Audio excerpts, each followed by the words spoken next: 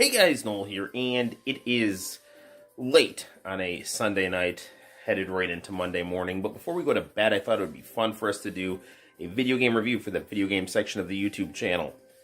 Before Santino drifted off into Night Land, he implored me with a request. He said, "Daddy, make a review of the Morgan game." And that game is Darkstalkers, or Vampire, as it's known in Japan. A few years ago, I actually entered an art contest where I drew Darkstalkers versus Street Fighter, but I got a little esoteric. I did like D and Alex from Gill's Ending, and then like threw in Street Fighter 2V and Third Strike characters. I think they were looking a little more for a little bit more conventional artwork there, like Blanca versus Sasquatch or something like that. Or maybe my artwork just wasn't very good. But either way, we are going to review Darkstalkers 3 on the Xbox 360 via the Darkstalkers Resurrection collection. Now, I have a little bit of a gripe, very minor, with, and it's not that minor, it's kind of, with this collection aesthetically, okay? Gameplay's great, graphics are great, the arcade experience is there with some exceptions. Back in, the early 2010s when Capcom was re-releasing arcade games on things like the PlayStation 3 and the Xbox 360, they had this vault system where on the one hand, they would kind of incentivize you to play the game, and that was okay for things like artwork or, concept sketches or something like that. But the thing that really annoyed me about these games was they put the attract modes in the vault, which was incredibly stupid. The attract mode, that's your opening to your arcade game, okay? That's like the opening credits to your show. And the fact that that's not readily accessible really annoys me. And here's another thing. The attract mode in this game, they butchered it for this version of the game. They completely cut out the title at the end of the attract mode, which makes absolutely no sense. It galls me to no end. The other thing I don't like about this game is they redid the character portraits in the character select screen, and I have no idea why they did that. I mean, they don't look bad, but I want the original because it flows much better aesthetically with the game. But without further ado, let's get down to playing some Darkstalkers 3 on the Darkstalkers Resurrection Collection on the Xbox 360. I'm going to hit the lights, and we will have some gameplay fun right now.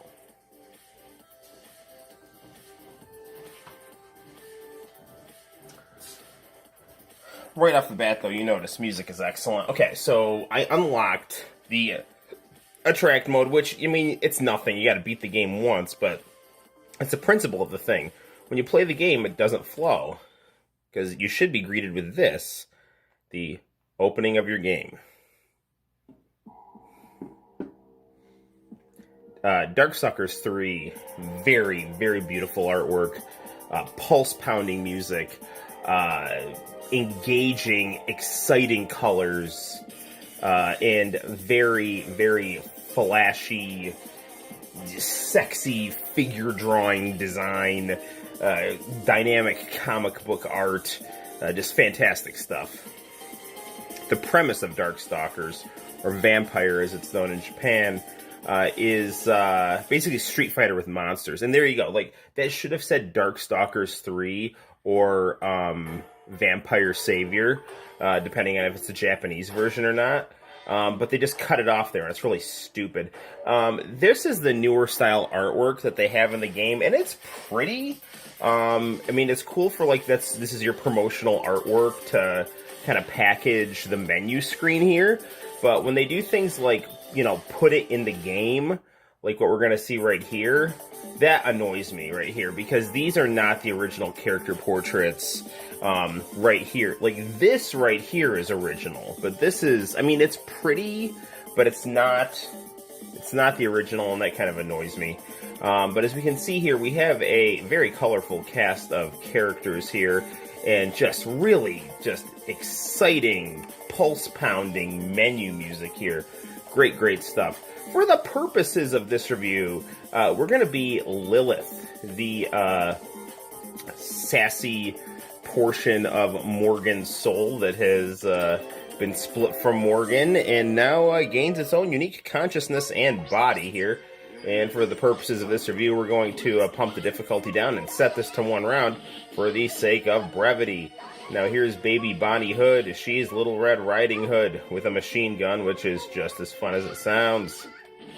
Again, Darkstalkers is very well known for its really just beautiful artwork and crazy characters. Bengus did a lot of the artwork for this game, and I just freaking love the poses that they do here for the victory screens here. Again, definitely that influence from JoJo's Bizarre Adventure with those dynamic figure drawing poses, and also the influence from Western comics and animation really shines through here. I mean, this is all done in an anime package, which is, you know, exactly how it should be. But at this point in time, Capcom was really coming into its own, utilizing cartoon sprite art in their arcade games, you know, with the Marvel Vs. series, Street Fighter Alpha, and Darkstalkers. So, good stuff here. Another thing you'll notice about this game here is, you know, when you put this game in the original 4:3 aspect ratio, you get all these things in the margin that are like telling you how many points you're earning during your gameplay, to unlocking things in a vault, and you know, like, oh, well, here's your challenge, try to block 7 times, or something like that. I mean, to me, it's like, it's okay, but it's also a bit distracting.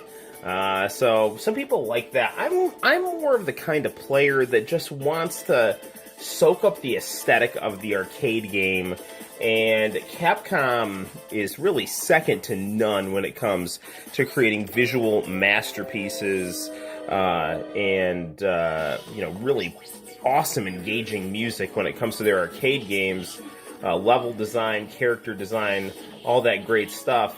So, I mean, I just want that. I mean, I get it that there are other players who don't care and they like fighting games for, you know, the mechanics of fighting games, and there's some people that really like to be forcefully incentivized to play the game. I don't. I just want to play a game that is just so good and so pretty and so nice to listen to.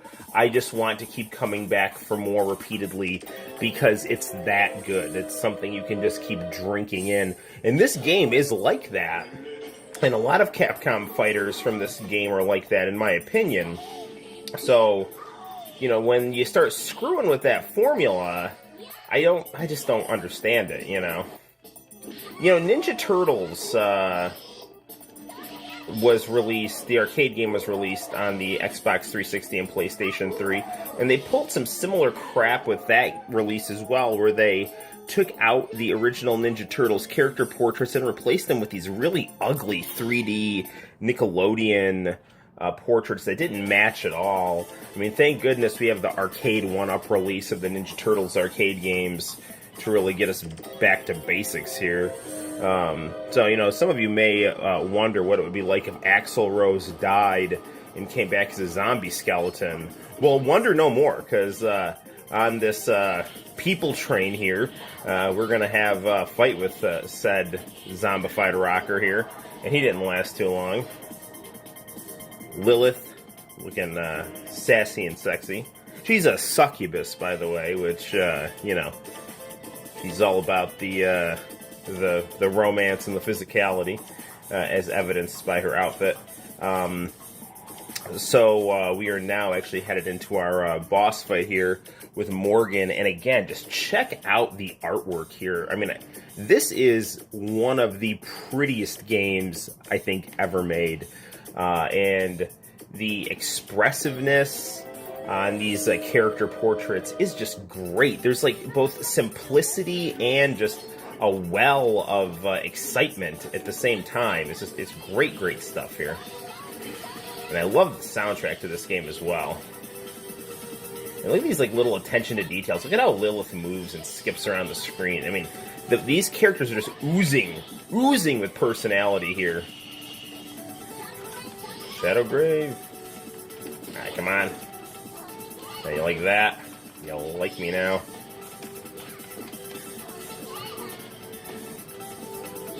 Super moves on this game are different than Street Fighter. They're more the Hadouken motion and punch and kick.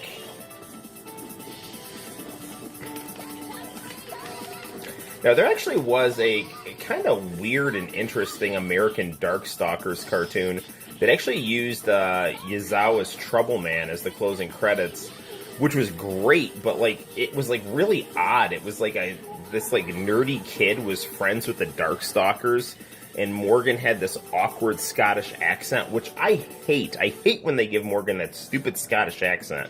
Like, I know she's supposed to be Scottish, but just give her that Japanese voice, because the Japanese voice actors understand the spirit of these characters. And here's our very cool ending here. So, you know, if you kind of know the backstory, Lilith is a chunk of Morgan's soul that was divided because Morgan was so insanely powerful that, you know, people weren't sure if she would be able to actually control all of her power. And, you know, when you beat the game with Morgan and Lilith, there's different scenarios with which Morgan and Lilith kind of fuse back into one person here. But, you know, Darkstalkers 3 definitely has some, you know, really fast-paced, nice gameplay, and also very, very beautiful artwork here. So we'll, you know, kind of next on News 13, President Reagan dyes his hair, and stay tuned for 2020.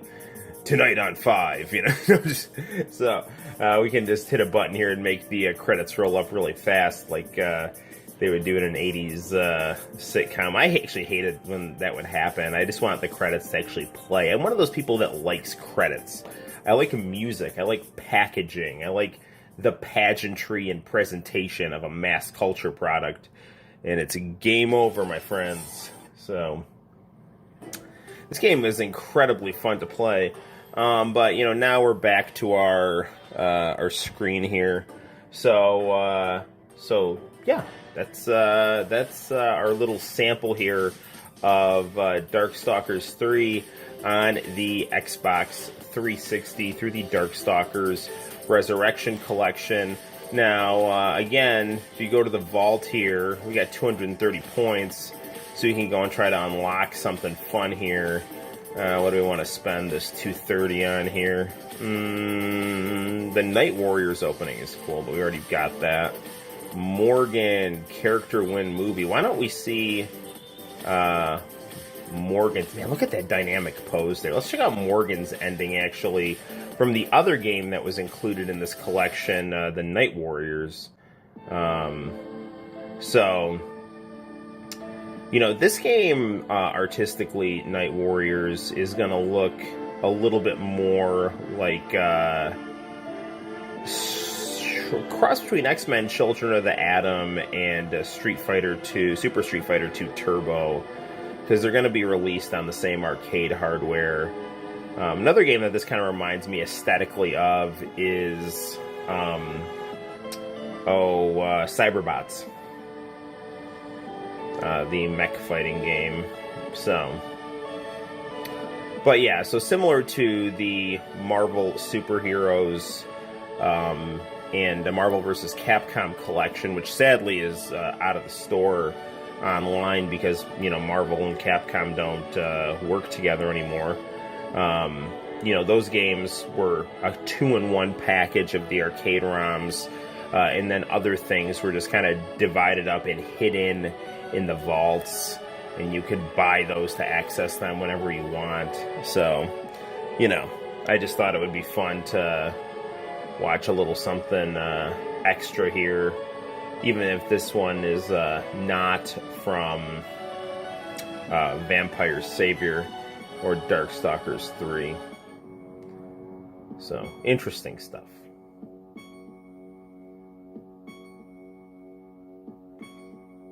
Okay, so, ooh, we get a special picture here. I forgot about that.